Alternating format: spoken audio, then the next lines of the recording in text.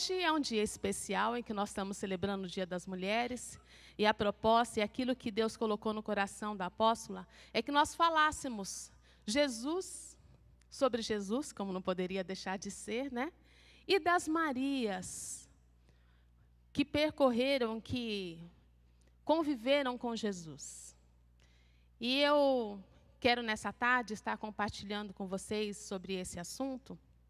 Só que, para tanto, eu quero refletir e conversar um pouquinho com vocês sobre, para a gente entender aquilo que Jesus fez na vida de cada Maria, de como ele se relacionou, do impacto que teve na vida dela. Nós precisamos entender um pouquinho como era a circunstância.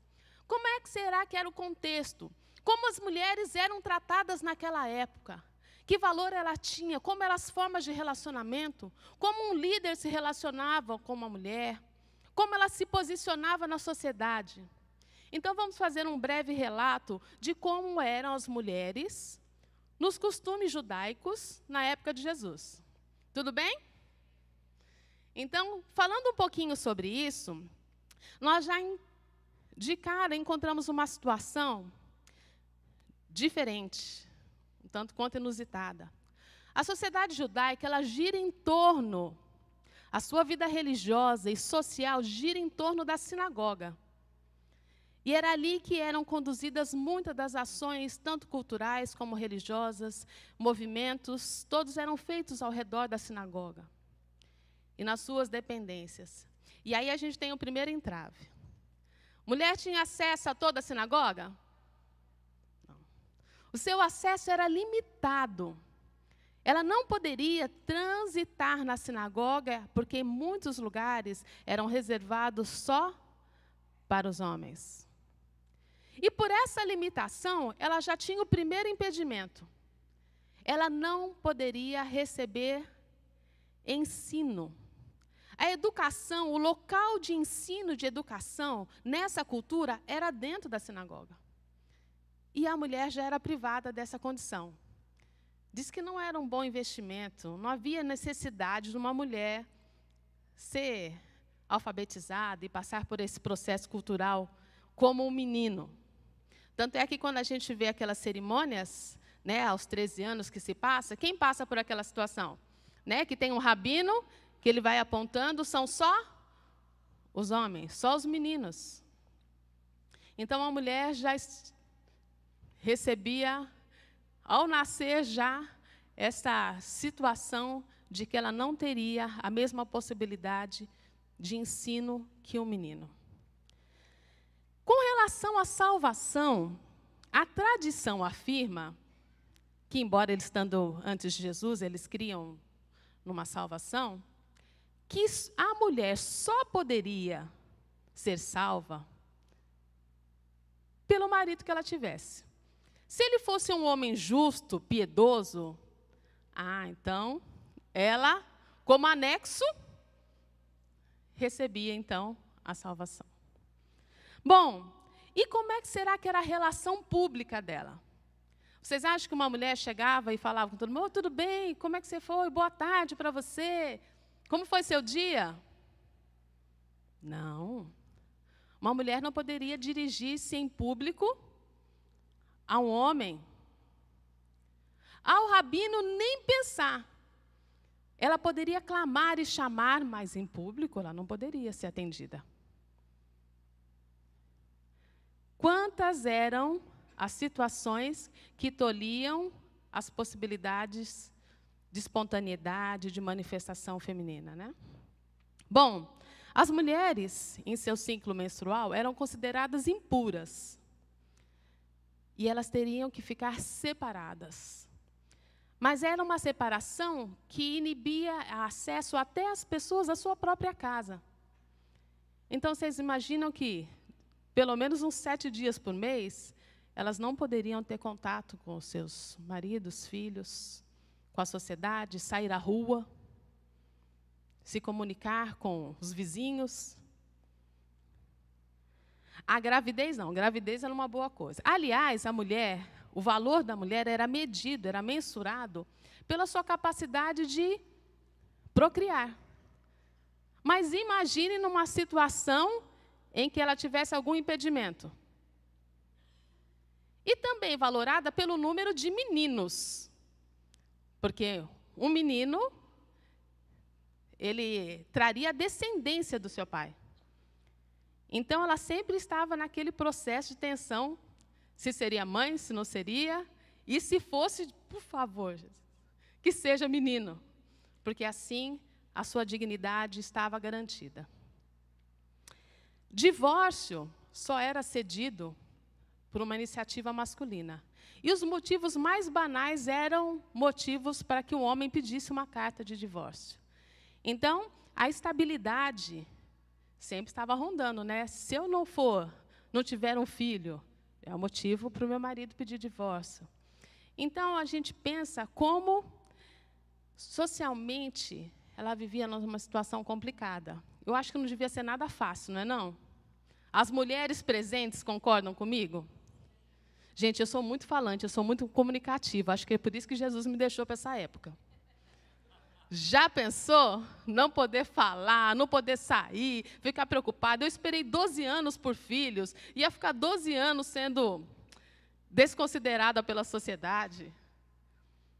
Bom, tem uma outra situação, a posição legal. Gente, para a palavra da mulher valer a pena, para ser considerada, se ela estava num julgamento, em alguma situação, que ela desse seu depoimento, só seria validado se 3 homens confirmassem a sua palavra. Eu falei, Jesus, mas o que é isso? Eu fui estudar melhor a respeito, e diz a tradição que isso começou desde Sara. Quando Sara riu-se daquela situação, quando Deus falou que ela teria um filho, ela riu, e a tradição, e eles dizem que, então, a palavra de mulher é mentirosa, não pode ser levada em conta. Então, para que se fosse testificada a sua palavra, 3 homens precisavam confirmar.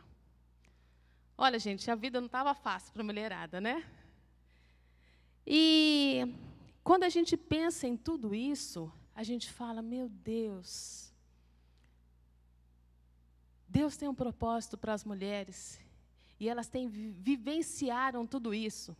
Mas vocês acham que essa situação, que trazia tanta diferença para as mulheres, foi só naquela época? Não? Vocês acham que ainda tem situação complicada?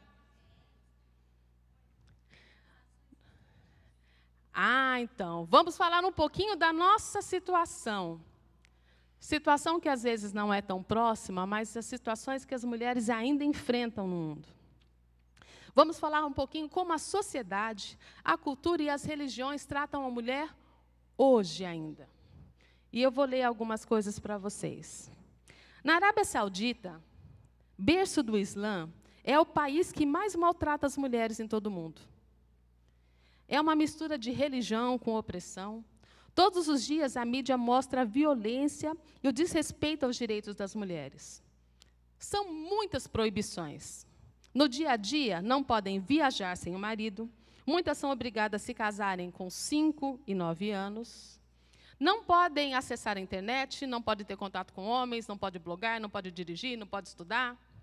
Mesmo assim, algumas delas, por falta de conhecimento, são pegas cometendo algum ato ilícito, no ponto de vista deles, né? E tem punições muito severas. No islamismo, as meninas proibidas de ir à escola e condenadas ao analfabetismo, ao crescerem, também são impedidas de trabalhar e andar pelas ruas sozinhas. Milhares de viúvas, sem poder ganhar seu sustento, dependem de esmolas ou simplesmente passam fome. Também existem aquelas imagens que a gente vê pela TV, em que a mulher perde a sua identidade, porque elas são vistas todas iguais, com aquelas túnicas e as suas burcas escondidas, e ali não podem se manifestar e se mostrar. Quando a gente vê toda essa situação, pelo que as mulheres passaram e ainda têm passado, a gente pensa, Jesus, o que é isso? E eu estava orando quando estava preparando esse sermão, e Deus me levou a Gênesis 3:15. Hoje a gente está sem o telão, né? A gente está tão acostumado a nem estar com a Bíblia. Mas eu vou ler para vocês. Esse é o texto em que justifica e entendemos porque tudo isso acontece com as mulheres. Quando Deus fala à serpente depois da queda, diz assim: porém inimizade entre ti e a mulher. Toda essa cultura, toda essa sociedade, todas essas religiões, elas estão impregnadas de uma ingerência satânica, que demonstra essa fúria que o inimigo tem, essa inimizade do inimigo das nossas almas com a mulher. Isso se reflete ao longo dos anos. Porque é uma situação de, o que eu puder fazer de mal, eu faço. Né? Tem até algumas citações aqui que falam da... Olha só o que o hinduísmo diz sobre as mulheres. Não existe criatura mais pecadora do que a mulher. Mulher é o fogo ardente. Ela é o gume afiado da navalha. O budismo... As mulheres são ciladas que o demônio inventou para os homens. As mais perigosas de todas as paixões que cegam a mente do mundo. Gente, vocês acham que isso tudo é só consequência humana? O diabo, desde lá do Éden, odeia as mulheres. Mas eu tenho uma notícia excelente para te dar. Jesus te ama. Tem um projeto enorme para a tua vida. Deus te projetou para ser diferencial nessa terra. Porque Jesus é filho de mulher. E Ele veio aqui e trouxe um novo conceito, um novo padrão, do qual nós vamos falar agora. Olha, eu queria que você abrisse a sua Bíblia, lá em Lucas 8. Lucas 8, 1. E aqui fala um pouquinho do ministério de Jesus e fala do modus operandi dele, né? Como ele tratava, como ele caminhava, como era a sua equipe, como ele trabalhava. E aqui nós de cara já temos uma surpresa. Fala assim: e acontecendo depois disso, que andava de cidade em cidade, de aldeia em aldeia, pregando e anunciando o evangelho do reino de Deus. E... olha a equipe de Jesus. Os 12 iam com ele. E algumas mulheres que haviam sido curadas de espíritos malignos e de enfermidades. Maria, chamada Madalena, da qual saíram 7 demônios.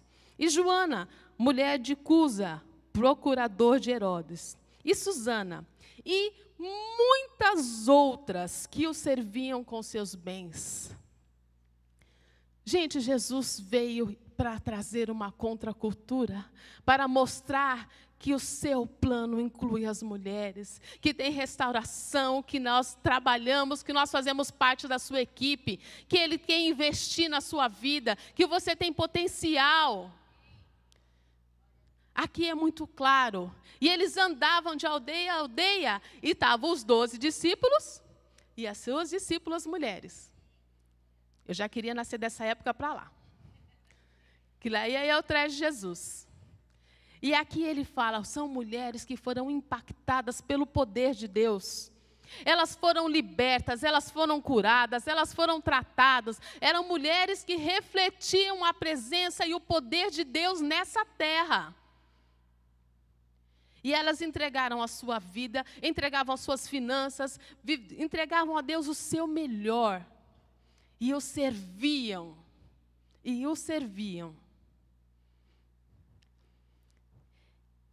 E, para tanto, para falar um pouco mais dessa relação com eles, eu quero falar um pouquinho sobre uma Maria. Eu falei para a apóstola que, como o culto das 5 ele é mais curtinho, eu vou falar de uma Maria só. Se fosse no das 7, no das 10, vou falar umas 2, 3. Mas esse culto é mais justinho. Então, olha, ela falou de 3 hoje. Eu vou falar de uma só. A Maria que nós vamos tratar é a Maria de Betânia. Quem sabe, quem conhece a história de Maria de Betânia? De que família que ela era? Era da família de Marta e Lázaro. Gente, era uma família constituída por 3 irmãos. E essa família, o grau de relacionamento que eles tinham com Jesus era uma coisa, assim, impressionante. Na sua história, Maria, nos relatos bíblicos, há 3 situações em que ela se encontra com Jesus, em que ela se relaciona com Jesus. E nós vamos falar um pouquinho dessas 3. A primeira, ela se dá lá em Lucas 10, de 38 a 39.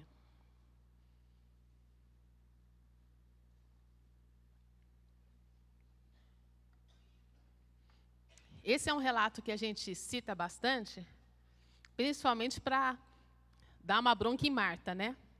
Mas hoje nós vamos focar a Maria. E aconteceu que, indo eles de caminho, entrou Jesus numa aldeia, e uma certa mulher, por nome Marta, o recebeu em sua casa. Gente, vocês lembram? Homem conversar com mulher, entrar na casa de mulher, isso é coisa de homem fazer naquela época? Rabino não podia nem ouvir a voz da mulher, podia vir gritando atrás. Mas Marta foi ao encontro de Jesus. E Jesus parou, a ouviu.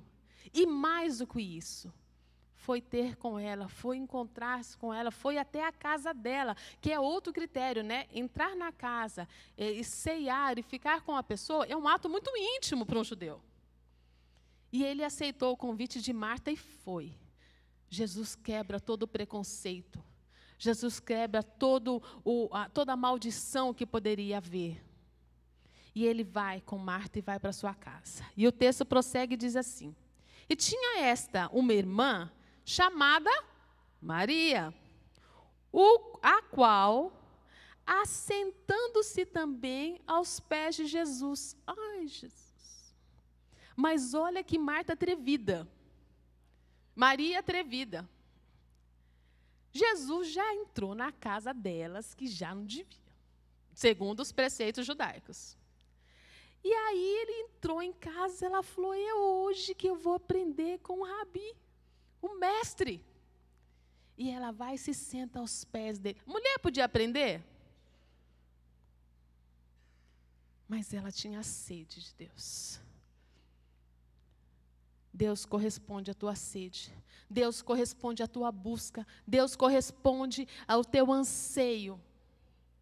E ele correspondeu ao anseio de Maria. E Maria sentou e falou: é hoje que eu vou afora, eu vou aprender tudo, eu vou receber de Jesus, e eu vou ficar aqui grudadinho aos pés dele. E Jesus investiu na vida dela. Deu tempo de qualidade, de intensidade. E ensinou e falou. Mas Marta ainda estava no conceito antigo, né? Mas nós, mulher, vamos ficar aqui no pé, não sei o quê. No máximo, somos servis, né? Cuidamos da casa, para ver se está tudo direitinho. Mas Jesus elogia a iniciativa de Maria. Boa escolha fez ela, que não ligou para os preceitos do mundo, que não ligou para os preconceitos, e enxergou a Jesus, aquele Deus de amor que está ali para se relacionar. Deus quer ter relacionamento íntimo comigo e contigo. Ele aguarda e anseia por ti, para estar aos pés dele e receber aquilo que ele tem para a sua vida. E Maria fez assim, e ficou ali aos seus pés. E foi ensinada e ministrada. Ficou íntima de Jesus.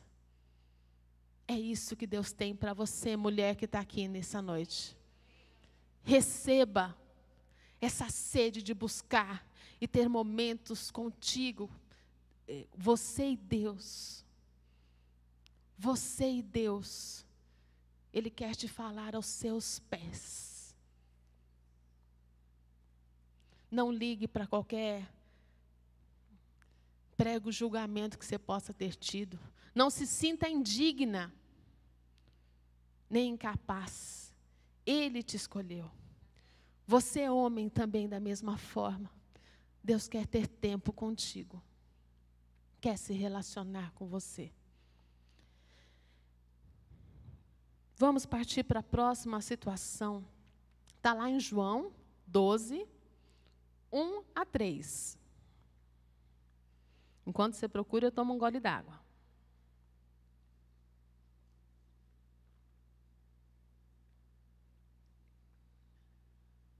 João 12, de 1 a 3, diz: Foi, pois, Jesus, 6 dias antes da Páscoa, a Betânia, aonde estava Lázaro, que falecera e que ressuscitara dentre os mortos. Fizeram-lhe, pois, ali uma ceia, e Marta servia. E Lázaro era um dos que estavam à mesa com ele. Então Maria tomou um carretel de unguento de nardo puro, de muito preço, ungiu os pés de Jesus, enxugou-lhe os pés com seus cabelos, encheu a casa do cheiro de unguento. Maria não perdia oportunidade para ser uma adoradora extravagante de Deus. Ela tinha intimidade, ela buscava. Enquanto Marta se contentou em arrumar a ceia, né? Lázaro se contentou sentar-se perto de Jesus, ela falou, eu quero mais. Foi lá, entregou tudo que tinha, suas reservas financeiras, aquilo que ela tinha de melhor, ela derramou sobre os pés de Jesus. E o adorou de todo o teu coração, entregando tudo que ela tinha a Ele. Porque Jesus era a sua suficiência. Em quem você tem colocado as suas necessidades? No que você tem crido? Jesus te basta? É nele que você confia, a ponto de entregar toda a sua vida? Quando falo entregar a vida, é sem reserva, sabe? Porque às vezes a gente entrega e fala, bom, minha vida é tua, viu, Jesus? Mas, essa questão emocional, deixa eu resolver, porque eu sei melhor os meus gostos, vai que Deus me dá qualquer coisa. Eu te entrego a minha vida, Jesus, mas essa questão financeira é melhor eu ver, porque eu tenho umas decisões para tomar, aonde investir, o que fazer. Aí, quando a situação complica, que a gente vai entregar de novo, né? Não, eu tinha ficado com essa área aqui, mas eu acho melhor agora devolver para o Senhor. Aquilo que Maria entregou trouxe um impacto tão grande que as pessoas, e principalmente Judas, comentaram, meu Deus, mas essa mulher está louca. Ela tem noção daquilo que ela está fazendo. Porque aquilo era uma forma de poupança, aquilo era muito valioso. Ela era uma mulher solteira, ela não tinha como garantir a sua vida na sua velhice. Mas ela entregou tudo, derramou aos pés de Jesus. Esse relacionamento de entrega por completo que Deus espera de nós. É isso que nós devemos ter. É isso que nós devemos ter. Bom, queridos, se a terceira passagem diz lá em João 11, de 1 a 3, que fala da enfermidade que acometeu Lázaro, né? Estava, porém, enfermo um certo Lázaro, de Betânia, aldeia de Maria e da sua irmã Marta. E Maria é aquela que tinha ungido o Senhor com unguento. E lhe tinha enxugado os pés com o seu cabelo, cujo irmão Lázaro estava enfermo. Aí mandaram-lhe, pois, suas irmãs dizer, Senhor, eis que está enfermo aquele que tu amas. E aí o texto prossegue, mas o que nós queremos reforçar, que Maria foi uma pessoa que teve fé. Na hora que a situação apertou, na enfermidade veio,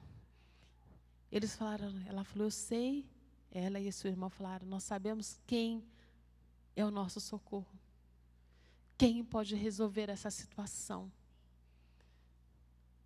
Entender, ter fé no Senhor, confiança, sabendo que Ele tudo pode em nossas vidas. Isso vinha de uma mulher que não deveria se relacionar com Deus, que não deveria ter intimidade com Deus, que não deveria sair de casa, que não deveria ter conhecimento, não deveria ter educação, que não deveria sentar-se aos pés do Rabi, mas veio sim de uma mulher que creu que nós temos um Deus de amor, um Deus que tem planos e projetos para a tua e para a minha vida, que não ouvia a voz do mundo, que não ouvia o que a cultura dizia, mas ouviu a voz do Mestre. Recebeu do seu amor, foi transformada, impactada, se jogou aos pés de Jesus e foi assim, por ele, inundada pela ousadia e pela graça de Deus. É chegada a hora de rompermos com muitos preconceitos, com muitos rótulos, com muitas situações que nos aprisionam. Não posso fazer isso, o que vão pensar de mim? Imagine se eu der um glória a Deus, vai que no serviço descobre que eu sou crente, hein? Ou se em determinadas circunstâncias eu declarar que eu creio em Deus, não. Aí acabou com a minha moral. O que vão falar de mim? Nós precisamos nos lançar sem reservas aos pés de Jesus. Esperar que Ele mude a nossa história. Quebrar toda a maldição do inferno. Quebrar todo o laço hereditário que possa pairar sobre a nossa casa. Que quebre toda a ação do inferno, todo o decreto do inferno sobre a tua casa, sobre a sua família. Jesus é aquele que veio para te libertar.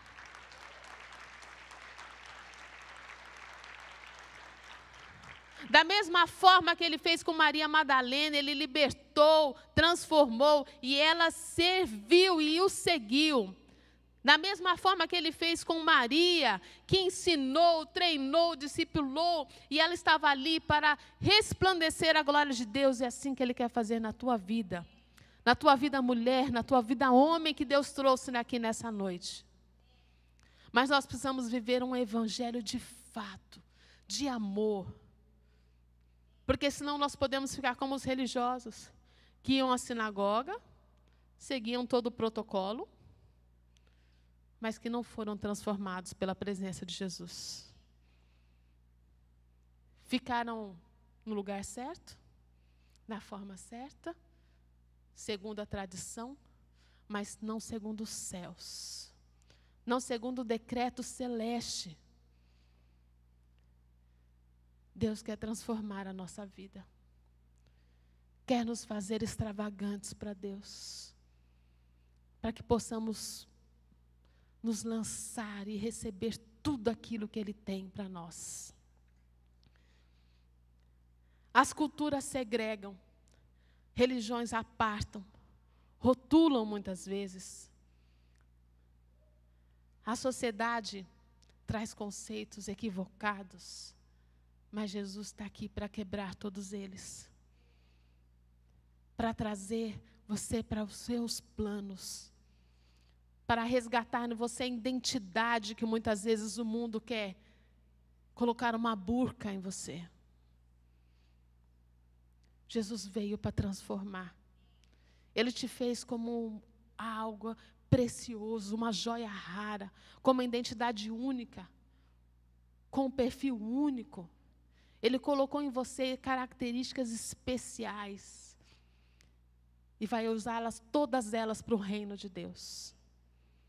Mas nós precisamos nos deslimitar. Romper com tudo aquilo que se fechou e foi declarado sobre nós.